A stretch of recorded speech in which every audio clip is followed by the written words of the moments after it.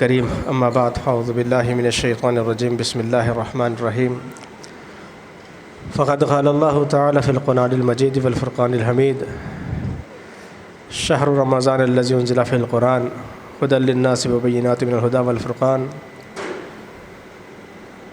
وقال النبی صلی اللہ علیہ وسلم اقرأوا القرآن فإنہ یأتی یوم القیامہ شفیعا لاصحابہ۔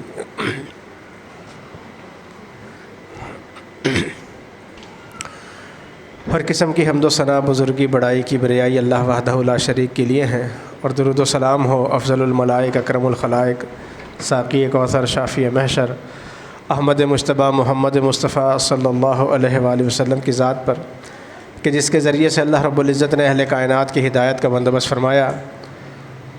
رمضان المبارک کا مہینہ رحمتوں اور برکتوں کا مہینہ ہے، اور یقیناً سعادت مند ہیں وہ لوگ، خوش نصیب ہیں وہ لوگ کہ جنہوں نے اس کی راتوں میں قیام کرنے کی سعادت حاصل کی اور قرآن مجید کے ساتھ جڑے رہے۔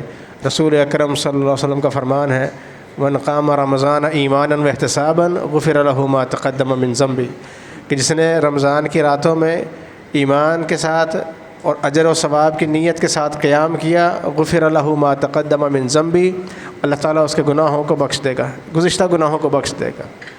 اسی طرح فرمایا کہ من قام لیلۃ القدر ایمانا واحتسابا غفر له ما تقدم من ذنبه، کہ رمضان کی جو تاقراتیں ہیں اس میں لیلۃ القدر کی جستجو میں، تلاش میں جو شخص قیام کرتا ہے اللہ تعالیٰ اس کے گزشتہ گناہوں کو بھی معاف کر دیتے ہیں۔ تو قرآن مجید کے ساتھ تعلق انسان کے گزشتہ گناہوں کا کفارہ بن جاتا ہے۔ قرآن مجید اللہ رب العزت کا کلام ہے، اور یہ ایسا کلام ہے کہ جس کے بارے میں خود اللہ رب العزت نے فرمایا کہ انا نحن نزلنا الذکر وانا لہ لحافظون، کہ ہم نے اس نصیحت کو نازل کیا اور ہم ہی اس کی حفاظت کرنے والے ہیں۔ اس سے پہلے جتنی بھی آسمانی کتابیں نازل ہوئیں اس میں تحریف کر دی گئی، اس کو تبدیل کر دیا گیا، لیکن قرآن مجید یہ دنیا کی واحد کتاب ہے، آسمانی صحیفہ ہے کہ جو 1446 سال سے جس انداز میں نازل ہوا تھا اس انداز سے سینوں میں منتقل ہوتا چلا جا رہا ہے، حتیٰ کہ طباعت کے باوجود، چھپائی کے باوجود، اب ہم دنیا کی کسی نکر میں بھی چلے جائیں، کسی کونے میں بھی چلے جائیں، اس کے حرف میں تبدیلی تو دور کی بات، اس کی زبر زیر اعراب میں بھی فرق نظر نہیں آئے گا۔ تو یہ قرآن مجید کا ایک معجزہ ہے۔ قرآن مجید کا ایک شرف اور مقام یہ بھی ہے کہ رمضان کا تعلق قرآن مجید کے ساتھ ہے۔ شہر رمضان الذی انزل فیہ القرآن، ہم نے قرآن مجید کو رمضان میں نازل کیا۔ رمضان کی خاصیت کیا ہے کہ جیسے یہ شروع ہوتا ہے اذا جاء رمضان فتحت ابواب الرحمہ وغلقت ابواب الجحیم وصفدت الشیاطین، جنت کے دروازے کھول دیے جاتے ہیں، شیاطین کو جکڑ دیا جاتا ہے، جہنم کے دروازے بند کر دیے جاتے ہیں۔ اور اللہ تعالیٰ نے فرمایا کہ انا انزلناہ فی لیلۃ مبارکہ، ہم نے اس قرآن مجید کو مبارک رات میں نازل کیا۔ یعنی کہ جیسے جیسے رمضان گزرتا ہے رمضان کی اہمیت، اس کی فضیلت دو چند ہو جاتی ہے، لیکن لیلۃ القدر جو طاق راتوں میں آتی ہے تو یہ رمضان کا سب سے پیک آورز ہے، یعنی کہ سب سے جو چوٹی کا ٹائم ہے نا وہ لیلۃ القدر ہے۔ تو رمضان المبارک کے مہینے کے اندر جو سب سے بہترین وقت تھا، اللہ تعالیٰ نے اس کتاب کے نزول کا جو وقت تھا وہ متعین کیا کہ ہم نے اس قرآن مجید کو اس رات میں نازل کیا کہ جو رات مبارک ہے، اور کیسی مبارک ہے، فرمایا انا انزلناہ فی لیلۃ القدر وما ادراک ما لیلۃ القدر لیلۃ القدر خیر من الف شہر، 1000 مہینوں سے بہتر رات کا انتخاب کیا، 1000 مہینوں سے بہتر رات اس قرآن مجید کو نازل کیا۔ اور لے کر کون آئے؟ فرشتوں کے سردار لے کر آئے۔ بحیثیت مسلمان میرا آپ کا فرض کیا بنتا ہے؟ قرآن مجید کے ساتھ تعلق ہمارا واجبی سا نہیں ہونا چاہیے، ہمارا ایسا تعلق نہیں ہونا چاہیے کہ جیسا رمضان کے ساتھ ہمارا تعلق ہے کہ رمضان آئے گا چلا جائے گا، لیکن قرآن مجید کے ساتھ ہمارا تعلق 11 مہینوں کا ہونا چاہیے۔ آج کا المیہ یہ ہے کہ وہ طبقہ جس کے بارے میں لوگوں کا حسن ظن یہ ہے کہ یہ قرآن مجید کے ساتھ منسلک ہے، اس کا خود کا حال یہ ہے کہ اس نے تقریر کرنی ہو تو وہ قرآن مجید اٹھا کے دیکھتے ہیں کہ جی کون سی آیت ہے، منتخب آیات ہے، کون کون سی پڑھنی ہے، کون کون سی نہیں پڑھنی، اسی کا ترجمہ پڑھیں گے، اسی کو غور و فکر کریں گے، اور وہ پھر اپنے لیے نہیں ہے، وہ دوسروں کو سنانے کے لیے۔ اور وہ طبقہ جو تدریس سے منسلک ہے وہ بھی قرآن مجید کو اسی لیے پڑھ رہا ہے کہ صبح سبق پڑھانا ہے۔ جو خیرکم من تعلم القرآن وعلمہ، تم میں سے بہترین انسان وہ ہے جو قرآن مجید سیکھتا ہے یا سکھاتا ہے، وہ بھی قرآن مجید کے ساتھ اس لیے جڑا ہوا ہے کہ صبح کلاس لینی ہے، اور جن کے دلوں میں اللہ تعالیٰ نے قرآن مجید کو محفوظ کر دیا، جن کے اوپر اپنا خاص فضل و کرم کیا، خود ان کا معاملہ کیا ہے کہ شعبان کا مہینہ شروع ہوگا تو وہ رمضان کی تیاری شروع کر دیں گے۔ ان کا یہ وہ طبقہ ہے جس کے بارے میں عام لوگوں کا حسن ظن کیا بن چکا کہ یہ کیا کرتے ہیں، یہ قرآن سے جڑے ہوئے ہیں۔ تو جب یہ طبقہ اس انداز سے قرآن سے جڑا ہوا ہے تو پھر عام لوگوں کا کیا حال ہوگا؟ یعنی کہ قرآن سے جو یہ بے اعتنائی ہے، بے رغبتی ہے، اس کو ختم کرنے کی ضرورت ہے کہ انسان قرآن مجید کی تلاوت کرے، قرآن سے رشتہ بنائے بے لوث ہو کر۔ قرآن مجید اس لیے نہ پڑھا جائے کہ تقریر کرنی ہے، قرآن مجید اس لیے نہ پڑھا جائے کہ صبح کلاس میں تفسیر بیان کرنی ہے، قرآن مجید اس لیے یاد نہ کیا جائے کہ تراویحوں میں سنانا ہے۔ انسان کا قرآن کے ساتھ اپنا ایک تعلق ہو، قرآن مجید کے ساتھ اس کی اپنی ایک محبت ہو۔ اور یقین کریں جس انسان کا قرآن کے ساتھ تعلق جڑ جائے، قرآن مجید کو بھی اس کو تنہا نہیں چھوڑے گا۔ ہر انسان کی زندگی میں مشکل وقت آتا ہے نا، اور اپنے مشکل وقت کو آسانی سے انسان کیسے اس کو فیس کر سکتا ہے، کیسے اس کو گزار سکتا ہے؟ اس کے لیے ہم دنیا میں جو منصب والے لوگ ہوتے ہیں، عہدوں والے لوگ ہوتے ہیں، اقتدار والے لوگ ہوتے ہیں، یا کوئی حیثیت والے لوگ ہوتے ہیں، ان کے ساتھ تعلق کیا کرتے ہیں؟ بنانے کی کوشش کرتے ہیں کہ مشکل وقت آئے گا یہ بندہ میرے کام آ جائے گا۔ یہ ہمارا گمان ہوتا ہے، پھر مشکل وقت آنے پر وہ بھلے کام آئے یا نہ آئے، یہ ایک بات کا مسئلہ ہے، لیکن ہمارا یہ گمان ہوتا ہے۔ اپنے اس حسن ظن کی بنیاد پر ہم روزانہ اس کے ساتھ کیا کرتے ہیں؟ تعلق بنانے کی کوشش کرتے ہیں، سلام دعا ہو جائے۔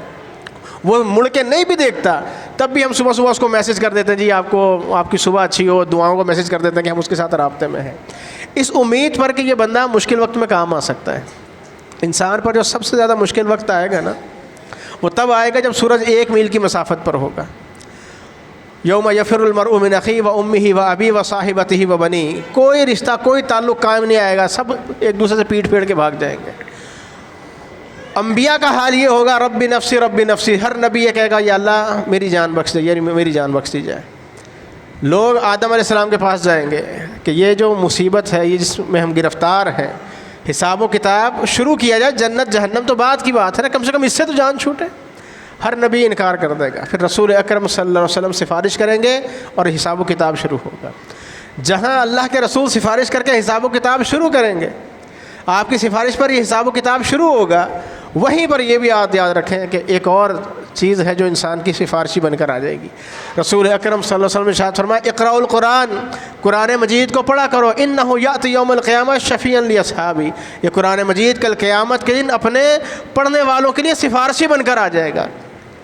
کیسا سفارشی ہوگا کہ القرآن شافع مشفع ماحل مصدق، کہ قرآن ایسا سفارشی بن کر آئے گا، ایسا سفارشی بن کر آئے گا کہ جس کی سفارش کو قبول کیا جائے گا۔ یہ ڈٹ جائے گا کہ یا اللہ میں نے اس کو رات کو سونے سے روکا تھا، یہ رات کو سو سکتا تھا، آرام کر سکتا تھا، لیکن بستر کے ساتھ اس کی جو دوستی تھی میں نے ختم کرائی، یہ آرام سے لیٹا ہوا تھا، میں اس کے دل میں موجود تھا، یہ کھڑا ہو کے تلاوت کر رہا تھا۔ اللہ اکبر۔ فرمایا اقرأ القرآن فإنہ یأتی یوم القیامہ شفیعا لاصحابہ، یہ اپنے ساتھی کے لیے آ جائے گا۔ یہ دنیا میں جو اس کو دنیا میں تنہا نہیں چھوڑتا، یہ آخرت میں اس کو تنہا نہیں چھوڑے گا۔ ہمارا المیہ ہے کہ ہم نے دنیا میں اس کو تنہا چھوڑ دیا۔ گھروں پہ جا کے قرآن مجید کو اٹھا کے دیکھ لیں، اس پر موجود گرد، اس پر موجود ڈسٹ بتا دے گی کہ ہمارا قرآن مجید کے ساتھ کیا تعلق ہے۔ اور اپنی وہ تجوری جس میں ہماری دولت موجود ہے، جس کپڑے میں لپیٹ کے رکھی ہے، اس کپڑے کو اٹھا کے دیکھ لیں، ہمیں پتہ لگ جائے گا ہمارا تعلق کس کے ساتھ۔ قرآن مجید کے ساتھ اس طرح کی بے اعتنائی کل قیامت کے دن رسوائیوں کا سبب بن جائے گی، پریشانیوں کا سبب بن جائے گی۔ رسول اکرم صلی اللہ علیہ وسلم نے ارشاد فرمایا، القرآن اترکت فیکم امرین، میں تمہیں 2 چیزیں چھوڑا جا رہا ہوں، لن تضلوا ما تمسکتم بہما، کتاب اللہ و سنتی، جب تک اسے تھامے رکھو گے گمراہ نہیں ہوگے۔ ایک کیا ہے؟ ایک اللہ کی کتاب ہے اور دوسری میری سنت ہے۔ یعنی کہ جو شخص دنیا میں قرآن مجید کو تھام لے گا، قرآن مجید کو پڑھے گا، اس پر عمل کرے گا اور سنت رسول صلی اللہ علیہ وسلم سے وابستہ ہو جائے گا، منسلک ہو جائے گا، اس شخص کے بارے میں یہ گارنٹی ہے کہ کتنے ہی فتنے برپا ہو جائیں، وہ معیشت کے ہوں، معاشرت کے اعتبار سے ہوں، وہ خواہشات کے ہوں، شبہات کے ہوں، کیسا ہی فتنہ دنیا میں رونما کیوں نہ ہو جائے، حتیٰ کہ دجال کا فتنہ بھی کیوں نہ آ جائے، یہ کتاب و سنت کے ساتھ منسلک انسان اللہ تعالیٰ اس کی حفاظت فرمائے گا۔ یہ بندہ گمراہ نہیں ہو سکتا، اللہ تعالیٰ اس کو گمراہی سے بچائے گا۔ پھر فرمایا کہ ترکت فیکم ثقلین احدہما کتاب اللہ، میں تم میں 2 بھاری چیزیں چھوڑ کر جا رہا ہوں، اس میں ایک اللہ کی کتاب ہے، فرمایا ترفعوا بایدیکم ترفعوا بید اللہ، یہ ایسی کتاب ہے کہ جس کا ایک سرا آپ کے ہاتھ میں تو دوسرا سرا اللہ رب العزت کے ہاتھ میں ہے۔ تو جس شخص کو یہ بات پسند ہے کہ وہ براہ راست اللہ سے رابطے میں آ جائے، وہ کیا کرے؟ وہ اللہ کے قرآن کی تلاوت کیا کرے، وہ اللہ کی کتاب کے ساتھ اپنے آپ کو منسلک کر لے، اس کے ساتھ جڑ جائے۔ ہمارا سب سے بڑا المیہ یہ ہے کہ ہم قرآن مجید کے ساتھ جڑے ہوئے نہیں ہیں۔ اقرأ القرآن، قرآن مجید کو پڑھا کرو۔ فرمایا الذین آتیناہم الکتاب یتلونہ حق تلاوتہ، ہم نے جن لوگوں کو کتاب دی وہ اس کتاب کی تلاوت کرتے ہیں کہ جیسا کہ اس کے تلاوت کرنے کا حق ہے۔ کتنا بڑا المیہ ہے کہ آج اپنے کسی بچے کو کھڑا کر کے ہم کہیں بیٹا نظم سناؤ، وہ نظم سنا دے گا، اسے کہیں کہ اردو کی سناؤ، وہ اردو کی سنا دے گا، انگلش کی کہیں انگلش کی سنا دے گا، وہ سارے کام کر لے گا۔ لیکن بچے اور بڑے اگر دونوں کو کھڑا کر کے کہا جائے نا کہ اللہ کے قرآن میں سے کچھ سنا، تو دونوں شرما کے بیٹھ جائیں گے۔ یہ قرآن مجید کے ساتھ ہماری بھی اعتنائی ہے۔ قرآن مجید کا پہلا حق یہ ہے کہ انسان اس کو پڑھنا سیکھے۔ اس کے ساتھ محبت کی سب سے بڑی دلیل یہ ہے کہ انسان قرآن مجید کو پڑھنا سیکھے۔ جس نے قرآن مجید کو پڑھنا نہیں سیکھا، پھر وہ لاکھ دعوے کرے کہ اس کا قرآن کے ساتھ تعلق ہے، اس کی قرآن سے محبت ہے، وہ قرآن کے لیے جان دے سکتا ہے، قرآن کی بے حرمتی برداشت نہیں کر سکتا۔ یہ سارے دعوے ابس اور بیکار ہیں۔ کیوں؟ کہ اس کا اپنا تعلق قرآن مجید کے ساتھ کیسا ہے۔ کچھ وقت نکالیں زندگی کے اندر۔ اور اب تو جب سے یہ ٹیکنالوجی نے ترقی کی، قرآن مجید کا جو سیکھنا ہے یہ مزید آسان ہو گیا۔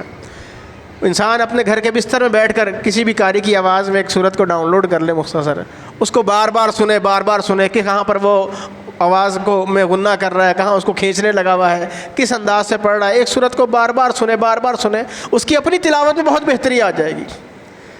اگر ہم یہ بھی نہیں کر پا رہے تو مسجد میں نماز پڑھنے کے لیے تو آتے ہیں نا، چند لمحوں کا وقت دے دینا، قاری صاحب کے پاس بیٹھ کے 2 آیتیں سیکھ لینا، یہ مسجد میں اس کے چل کر آنا درجات کی بلندی کا سبب ہوگا۔ اللہ تعالیٰ ایسے شخص کو مکمل حج کا ثواب عطا کرتے ہیں کہ جو شخص مسجد میں نصیحت سیکھنے کے لیے آ رہا ہے، نصیحت کرنے کے لیے آ رہا ہے۔ ہم قرآن مجید کے ساتھ اپنے تعلق کو فراموش کر بیٹھے۔ قرآن مجید کا پہلا حق تو یہ ہے کہ انسان کیا کرے، اس کی تلاوت کرے جیسا کہ اس کا تلاوت کرنے کا حق ہے۔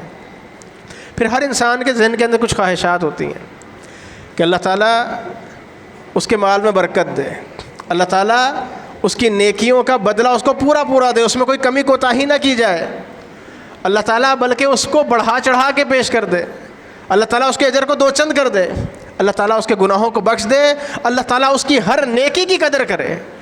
جس انسان کے دل میں، وہ مرد ہو یا عورت، یہ 5 خواہشات ہیں، اس کو کیا کرنا چاہیے؟ اٹھائیں سورہ فاطر، فرمایا ان الذین یتلون کتاب اللہ واقاموا الصلاۃ وانفقوا مما رزقناہم سرا وعلانیہ یرجون تجارتا لن تبور۔ فرمایا وہ لوگ جو اللہ کی کتاب کی تلاوت کرتے ہیں، نماز کو قائم کرتے ہیں اور اس مخفی طور پر، اعلانیہ طور پہ اللہ کی راہ میں خرچ کرتے ہیں، یرجون تجارتا لن تبور، وہ ایسی تجارت کرنے لگے ہوئے جس میں گھاٹا نہیں ہے۔ قرآن مجید ایسی کے ساتھ تعلق وہ تجارت ہے کہ جس میں گھاٹا نہیں ہے۔ فرمایا لیوفیہم اجورہم، تاکہ اللہ تعالیٰ ان کے اجر کا پورا بدلہ دے، ان کو پورا بدلہ دے۔ قرآن مجید کی تلاوت کرنے والا انسان نماز کو قائم کرے گا، اور نماز کو قائم کرنے والا انسان کیا کرے گا؟ صدقہ خیرات کرے گا۔ یہ 3 خوبیاں اپنے اندر پیدا کر لیں، اللہ تعالیٰ بے شمار اجر و ثواب سے نواز دے گا۔ فرمایا انہ غفور شکور، اللہ تعالیٰ اس کے گناہوں کو بخش دے گا، معاف کر دے گا۔ صرف یہی نہیں، اللہ تعالیٰ اس کی ہر نیکی کی قدر کرے گا۔ ایسا نہیں کہ بڑی نیکی ہے تو قدر کی جا رہی ہے، اس کی چھوٹی سے چھوٹی نیکی اللہ تعالیٰ اس کو بھی قدر کرنے لگا ہوا۔ کیوں؟ کہ یہ بندہ اللہ کی کتاب کی تلاوت کرنے والا ہے۔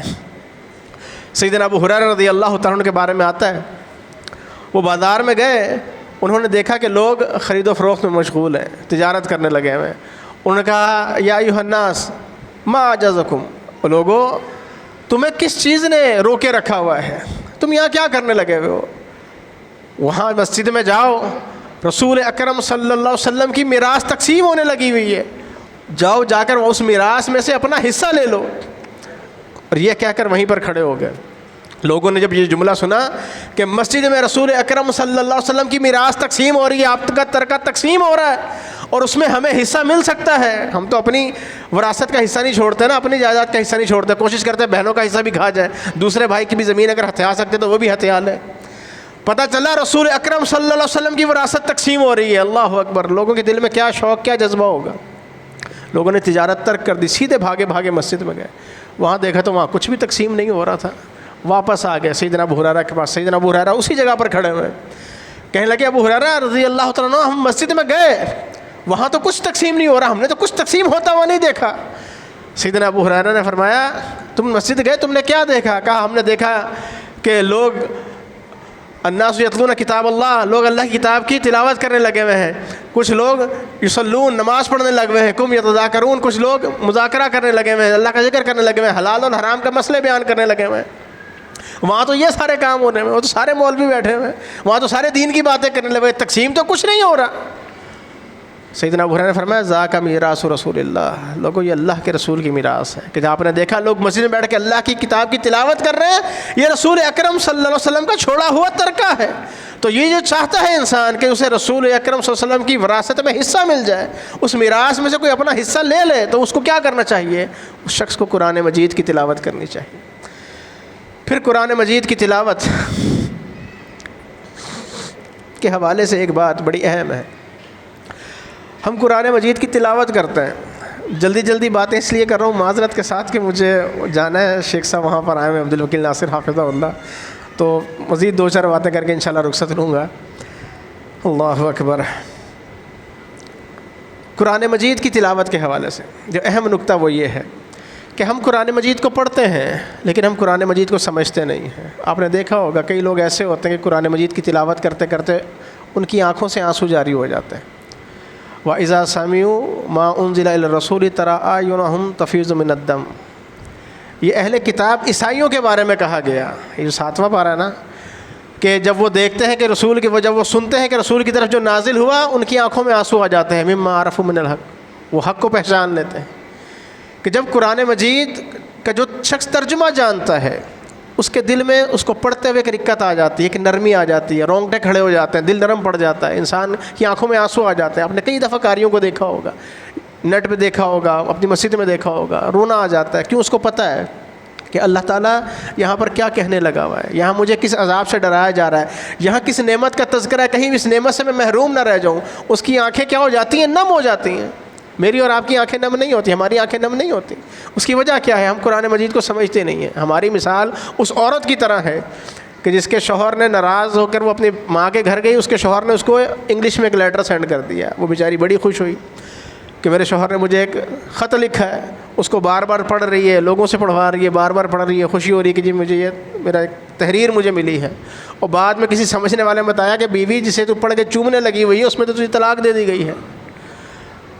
تو ہمارا معاملہ ایسا ہے کہ ہمیں پتہ ہی نہیں کہ اللہ تعالیٰ نے ہمیں کس چیز سے منع کیا. لوگ شراب پینے لگے ہوئے, قرآن مجید کا ترجمہ پتہ ہو تو پتہ لگے نا اللہ نے حرام قرار دیا. لوگ یتیموں کا مال کھانے لگے ہوئے ہیں, قرآن مجید کا ترجمہ پڑھیں تو پتہ لگے نا یہ کھانا حرام ہے. لوگ سود کھانے لگے ہوئے ہیں, قرآن مجید کا ترجمہ آتا ہو تو پتہ لگے نا کہ سود کھانا حرام ہے. لوگ شیطان کی کے ساتھ دوستی لگائے بیٹھے ہیں, قرآن مجید کا ترجمہ آتا ہو تو پتہ لگے نا وہ عدو مبین ہے, واضح دشمن ہے. قرآن مجید کا ترجمہ آتا ہی نہیں, اور پھر قرآن مجید کے ساتھ تعلق اور دوستی کے کیا ہیں؟ دعوے ہیں. چلے ایک سوال آپ سے پوچھتا ہوں, سورہ لہب کس کس کو یاد ہے؟ سورۃ اللہب, تبت یدا ابی لہب, مطلب کس کس کو یاد ہے؟ جزاک اللہ. بحیثیت پاکستانی ہم سب مسائل کا شکار ہیں, مجھ سمیت ہر بندے کے ساتھ مسئلے ہیں. کسی کی بجلی کا بل زیادہ آیا ہوا ہے, کسی کی تنخواہ کم ہے, کوئی بے روزگار ہے, یہ سارا. تو جس بندے کے ساتھ مسئلے جڑے ہوئے ہوں اور وہ جب اللہ کے سامنے کھڑا ہو تو اس کو کیا کرنا چاہیے؟ اپنے مسئلوں کا تذکرہ کرنا چاہیے نا. مثال کے طور پہ ایک شخص نماز میں کھڑا ہوتا ہے اور وہ سورہ بقرہ کی آخری 3 آیات یا 2 آیات کی تلاوت کرتا ہے سورہ فاتحہ کے بعد, تو وہ تو اللہ سے بہت کچھ مانگ رہا ہے نا. یا اللہ میرے گناہوں پر میرا مواخذہ نہ کرنا, ایسا بوجھ مجھ پر نہ لاد جیسے پہلے لوگوں پر لاد دیا تھا, میرے لیے آسانیاں فرما, کافروں کے خلاف مدد کر دے. مطلب اللہ سے دعائیں مانگنے لگا ہوا ہے. اب میں اور آپ نماز میں کھڑے ہوتے ہیں اور اللہ اکبر کہہ کے ابو لہب کے بارے میں کیا کہنا شروع ہو جاتے ہیں؟ ابو لہب کے دونوں ہاتھ ٹوٹ جائیں, وہ ہلاک و برباد ہو جائے, اس کا مال اس کے کسی کام نہ آئے, اس کی بیوی بھی جہنم میں چلی جائے, اس کے گلے میں بٹی ہوئی رسی اس کے گلے میں پڑی ہوئی ہو. ہم یہ پڑھنے لگے ہوئے ہوتے ہیں. ہمیں کیا فائدہ ملتا ہے؟ کوئی فائدہ ہے اس سورت کو پڑھنے کا؟ کوئی فائدہ نہیں ہے نا. تو پھر کیوں پڑھتے ہیں؟ آئندہ سے پڑھیں گے. پھر سورہ لہب جب کوئی فائدہ ہی نہیں ہے, میرا اس سے کوئی تعلق ہی نہیں, تو میں کیوں پڑھوں قرآن مجید اس حصے کو؟ پڑھیں گے پھر آج کے بعد انشاءاللہ پڑھیں گے. بس ایک چیز سمجھ لیں, اس کے بعد پڑھیں گے. جی بات پوری سنیں, اس کے بعد کہیں کیسی بات کی جا رہی ہے. بات پوری سنیں, ہمارا مسئلہ ہے. ہم ذرا سی بات سن کے نا پتھر مارنے لگ جاتے ہیں، گستاخ کا فتویٰ لگ جاتا ہے. جو بات کہنا چاہ رہا ہوں براہ مہربانی اس کو سمجھ لیجیے گا. جو چیز سمجھنے سے تعلق رکھتی ہے نا وہ کیا ہے، یہ اس لیے پڑھیں گے کہ اللہ کی کتاب کا حصہ ہے، اللہ نے نازل کی ہوئی ہے. تبت یدا، جس نے کہا تبت یدا ابی لہب و تب، جس طرح الف لام میم، الف پر 10 نیکیاں ہیں، لام پر 10 نیکیاں ہیں، میم پہ 10 نیکیاں ہیں، 30 نیکیاں ملی نا. ابو لہب، الف با واو لام ہا با، یہ کتنے ہو گئے؟ 6 حرف بن رہے ہیں. ہاں ٹھیک ہے، تو کتنے ہو گئے یہ؟ اس پہ 60 نیکیاں ہیں. یعنی کہ کافر کا نام لینے پہ بھی اگر قرآن مجید میں نازل ہوا تو کتنی نیکیاں مل رہی ہیں؟ 60 نیکیاں ملنے لگی ہوئی ہیں. کیسی بات کی جو سمجھنے سے چیز تعلق رکھتی ہے، وہ کیا ہے؟ قرآن مجید کو سمجھ کر پڑھنے کی ضرورت ہے. ابو لہب کون تھا؟ یہ نبی کریم صلی اللہ علیہ وسلم کا سب سے قریبی تعلق دار تھا، چچا تھا نا.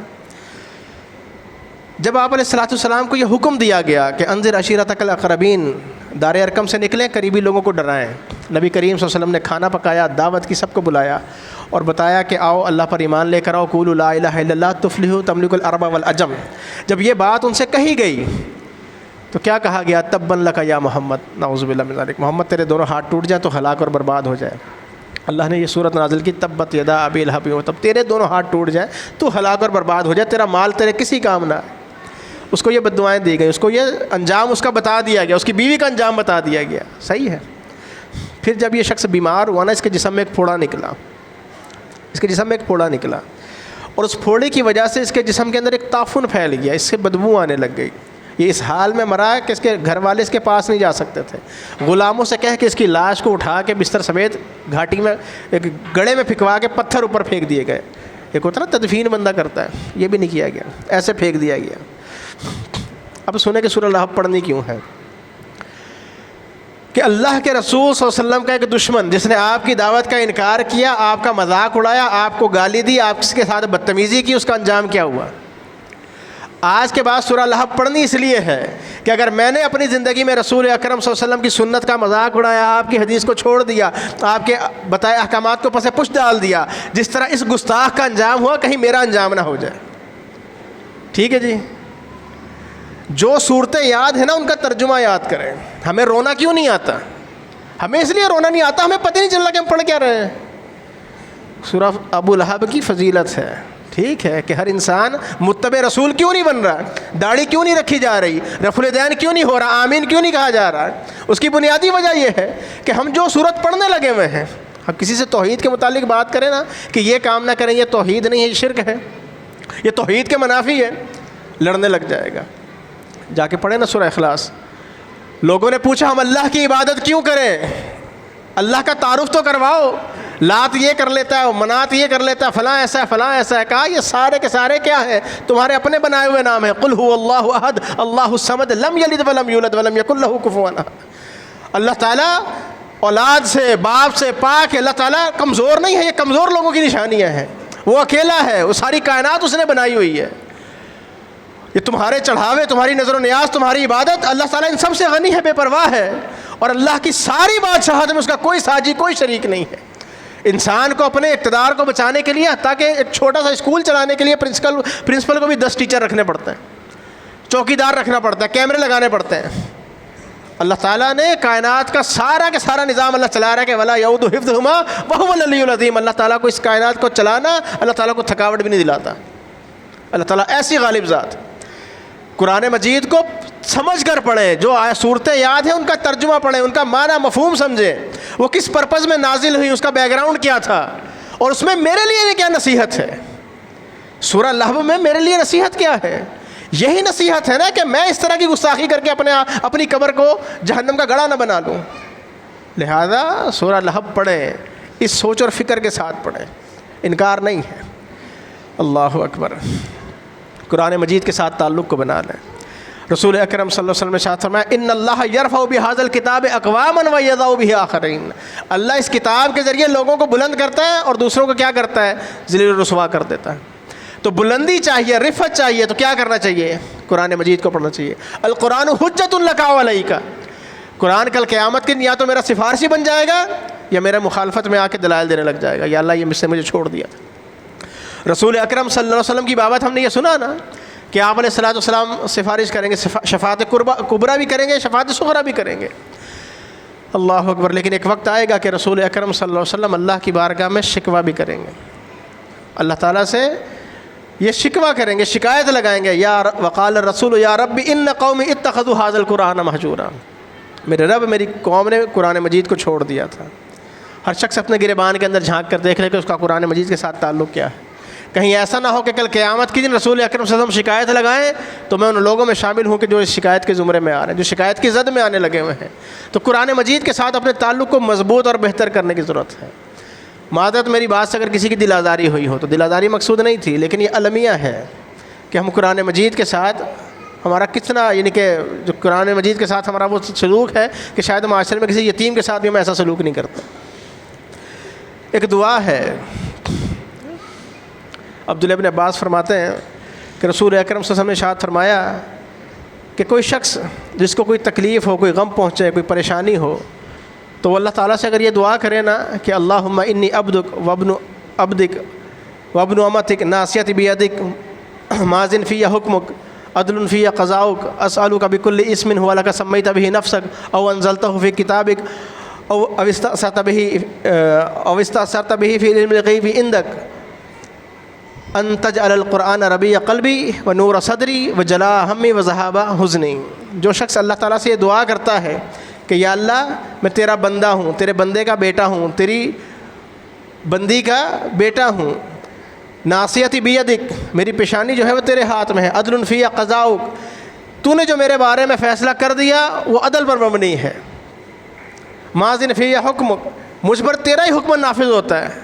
پھر وہ اللہ سے کیا کرتا ہے، یا اللہ میں ہر اس نام کا واسطہ دے کے تجھ سے سوال کرتا ہوں جو تو نے اپنے لیے موصوف کیا، جو تو نے اپنی کتاب میں نازل کیا، جو تو نے اپنی مخلوق میں کسی کو سکھایا یا تو نے اپنے پاس علم غیب میں اس کو رکھا ہوا ہے. میں ہر اس نام کا واسطہ دے کے، ہر اس صفت کا واسطہ دے کے تجھ سے سوال کرتا ہوں. کس بات کا سوال کرتا ہوں؟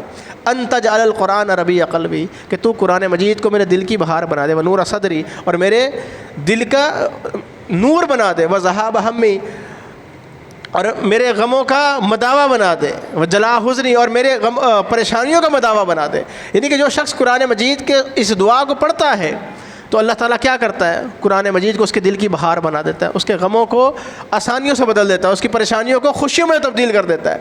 صحابہ کرام نے جب یہ دعا سنی تو کہنے لگے اللہ کے رسول اَيَنبَغِي لَنَا أَن نَّتَعَلَّمَ هَؤُلَاءِ الْكَلِمَاتِ، اللہ کے رسول کہ ہم ان کلمات کو یاد کر لیں، سیکھ لیں؟ آپ نے فرمایا نام، ہاں بلا، کیوں نہیں، ان کلمات کو سیکھ لو، خود بھی سیکھو بلکہ ہر اس شخص کو سکھاؤ. ہر وہ شخص جو ان کلمات کو سنے اس کو چاہیے کہ ان کلمات کو یاد کر لیں. تو قرآن مجید کے ساتھ اپنے تعلق کو مضبوط کرنے کی ضرورت ہے. اللہ تعالیٰ سے دعا کریں کہ اللہ تعالیٰ عمل کرنے کی توفیق عطا فرمائے. رمضان المبارک کا مہینہ ہے، آنے والی گھڑیاں بھی قیمتی ہیں. قرآن مجید جن لوگوں نے پڑھا اللہ تعالیٰ ان کا پڑھنا قبول فرمائے، جن لوگوں نے سنا اللہ تعالیٰ ان کا سننا قبول فرمائے. اللہ تعالیٰ اس قیام کو کل قیامت کے دن نجات کا سبب بنائے. کل قیامت کے دن جو کھڑا ہونا ہے اللہ تعالیٰ اس تھکاوٹ کے بدلے میں اس تھکاوٹ کو ایسا کر دے کہ جیسا کوئی تھکاوٹ ہی نہیں تھی. اللہ تعالیٰ ہمارے لیے آسانیوں کا معاملہ فرمائے. اللہ تعالیٰ ہمارے دل کو قرآن مجید کے لیے کھول دے. دعا کریں کہ جو مسلمان بیمار ہیں اللہ تعالیٰ ان کو شفائے کاملہ عاجلہ عطا فرمائے. یہ ہمارے ساتھی ہیں، ان کی بڑی بیٹی ہے حلیمہ، اس کی طبیعت خراب ہے، اس کے سانس کا مسئلہ ہے. دعا کریں کہ اللہ تعالیٰ اس کو شفائے کاملہ عاجلہ عطا فرمائے. ماشاءاللہ قاری صاحب یہاں پر کام کرنے لگے ہیں. دعا کریں کہ اللہ تعالیٰ اس مرکز کو کتاب و سنت کا ایک مضبوط مرکز بنا دے. اللہ تعالیٰ یہاں سے ایسے نور کے چشمے پھوٹے جو یہاں کے لوگوں کے لیے ہدایت کا بندوبست کا باعث بنے. اور اللہ تعالیٰ اس مرکز کو لوگوں کی ہدایت کا سبب بھی بنا دے اور کل قیامت کے دن ہماری نجات کا بھی سبب بنا دے. اللہ تعالیٰ معاونین کو جزائے خیر عطا فرمائے. اللہ تعالیٰ اس میں تعلیم دینے والوں کو، تعلیم حاصل کرنے والوں کو اللہ تعالیٰ سب کو جزائے خیر عطا فرمائے. اللہ تعالیٰ ان کے گناہوں کو بخش دے. اللہ تعالیٰ ان کے درجات کو بلند فرمائے. دعا کریں کہ اللہ تعالیٰ ہمارے حال پہ رحم فرمائے. یا رب لک الحمد کما ینبغی لجلال وجهک ولیعظیم سلطانک. اللہم صلی علی محمد وعلی آل محمد کما صلیت علی ابراہیم وعلی آل ابراہیم انک حمید مجید. اللہم بارک علی محمد وعلی آل محمد کما بارکت علی ابراہیم وعلی آل ابراہیم انک حمید مجید. ربنا ظلمنا انفسنا وان لم تغفر لنا وترحمنا لنکونن من الخاسرین. ربنا آتنا فی الدنیا حسنہ وفی الآخرۃ حسنہ وقنا عذاب النار. اللہم احسن عاقبتنا فی امور کلها واجرنا من خزي الدنیا وعذاب الآخرہ. اللهم استر عوراتنا وآمن رواتنا اللهم استر عوراتنا وآمن رواتنا ربنا لا تؤاخذنا إن نسينا وأخطأنا ربنا ولا تحمل علينا إصرا كما حملته على الذين من قبلنا ربنا ولا تحملنا ما لا طاقة لنا به واعف عنا واغفر لنا وارحمنا أنت مولانا فانصرنا على القوم الكافرين ربنا لا تزغ قلوبنا بعد إذ هديتنا وهب لنا من لدنك رحمة إنك أنت الوهاب ربنا هب لنا من أزواجنا وذرياتنا قرة أعين واجعلنا للمتقين إماما اللهم استر عوراتنا وآمن رواتنا اللهم استر عوراتنا وآمن رواتنا یا اللہ تو غفور ہے، یا اللہ تو رحیم ہے، یا اللہ ہمارے حال پر رحم فرما، یا اللہ ہماری خطاؤں سے درگزر فرما، یا اللہ ہمارے صغیرہ گناہوں کو معاف فرما دے، یا اللہ ہمارے کبیرہ گناہوں کو معاف فرما دے، یا اللہ جو مسلمان موحدین بزرگ بچے بوڑھے خواتین اس دنیا سے رخصت ہو گئے، یا اللہ تو ان کی مغفرت فرما دے، یا اللہ ان کی قبر کو جنت کے باغیچوں میں سے ایک باغیچہ بنوا دے، یا اللہ جو مسلمان پریشان حال ہے یا اللہ ان کی پریشانیوں کو دور فرما دے، یا اللہ قرآن مجید کی تلاوت کی گئی، یا اللہ اس تلاوت کا کرنا اپنی بارگاہ میں قبول فرما دے، یا اللہ ہمارا سننا ہمارا سنانا اپنی بارگاہ میں قبول فرما دے، یا اللہ ہمارے گناہوں کو بخش دے، یا اللہ ہمارے حال پہ رحم فرما، یا اللہ ہماری خطاؤں سے درگزر فرما، یا اللہ ہم میں سے جو لوگ بے اولاد ہیں یا اللہ انہیں نیک نرینہ اور صالح اولاد عطا فرما، یا اللہ جو مسلمان کسی تنگ دستی کا شکار ہیں، کسی پریشانی کا شکار ہے، یا اللہ غیب کے خزانوں سے ان کی مدد فرما، یا اللہ جو مقروض ہیں یا اللہ ان کے لیے معاملات آسان فرما دے، یا اللہ جو کسی پریشانی کا شکار ہے یا اللہ ان کی پریشانیوں کو دور کرتے، یا اللہ جو مستقل نمازی نہیں ہے یا اللہ ان کو وہ مستقل نمازی بنا دے، یا اللہ جن کا قرآن مجید کے ساتھ تعلق نہیں ہے یا اللہ اپنے فضل و کرم سے ہمارے دلوں کو قرآن مجید کی طرف موڑ دے، یا اللہ ہمارے دلوں کو قرآن مجید پر ثابت قدمی عطا فرما، یا اللہ ہمارے حال پر رحم فرما، یا اللہ ہماری خطاؤں سے درگزر فرما، یا اللہ ہم گناہ گار ہیں یا اللہ گناہ کرتے ہیں بھول جاتے ہیں لیکن وہ نامہ اعمال میں ہمیں لکھے جا رہے ہیں، یا اللہ کل قیامت کے دن کی رسوائی سے بچا لے، یا اللہ کل قیامت کے دن ہمارا نامہ اعمال ہمارے سیدھے ہاتھ میں دیا جائے، یا اللہ کل قیامت کے دن کی رسوائی سے بچا لے، یا اللہ کل قیامت کے دن اپنا عرش کا سایہ نصیب فرما، یا اللہ ہمیں ان لوگوں میں شامل کر لے جو تیرے مقربین اور نیک بندے ہوں گے، یا اللہ ہمارے ان لوگوں میں شامل فرما جو بغیر حساب کتاب کے جنت میں داخل ہوں گے، یا اللہ ہمیں جہنم کی آگ سے آزاد فرما دے، یا اللہ رمضان المبارک کے مہینے کے اندر جو قیام کیا، جو تلاوت کی، جو ذکر اذکار کی، جو صدقہ خیرات کیے، یا اللہ ان تمام نیکیوں کو اپنی فضل و کرم سے یا اللہ قبول فرما، یا اللہ کل قیامت کے دن ہماری وہ نیکیاں ہمارے نامہ اعمال میں ہمارے نجات کا ان کا سبب بنا دے، یا اللہ ہمارے دلوں سے ہر قسم کا بغض عداوت کینہ نکال دے، یا اللہ ہمارے دل کو صاف کر دے، یا اللہ کسی دوسرے مسلمان کو اگر ہم سے تکلیف پہنچی یا اللہ ہمارے حال پر رحم فرما، یا اللہ ہمیں اپنے بھائیوں کو درگزر کرنے کی توفیق عطا فرما، یا اللہ اگر کسی کا کسی پر کوئی معاملہ ہے یا اللہ اس کو یہ توفیق دے کہ وہ اس سے معافی مانگ لے، یا اللہ جو تو معاف کرنے والا ہے، اللہم انک عفو تحب العفو فاعف عنا، اللہم انک عفو تحب العفو فاعف عنا، اللہم انک عفو تحب العفو فاعف عنا، یا اللہ تو غفور ہے، یا اللہ تو رحیم ہے، یا اللہ ہمارے ملک کی حفاظت فرما، یا اللہ جو اس ملک کی حفاظت کر رہے ہیں یا اللہ ان کی حفاظت فرما، یا اللہ اس شہر کو امن کا گہوارہ بنا دے، یا اللہ لوگوں کے جان و مال کی حفاظت فرما، یا اللہ جو لوگ پریشان ہیں ان کی پریشانیوں کو دور فرما، ربنا تقبل منا انک انت السمیع العلیم وتب علینا انک انت التواب الرحیم، آمین برحمتک یا ارحم الراحمین، وصلی اللہ علی النبی۔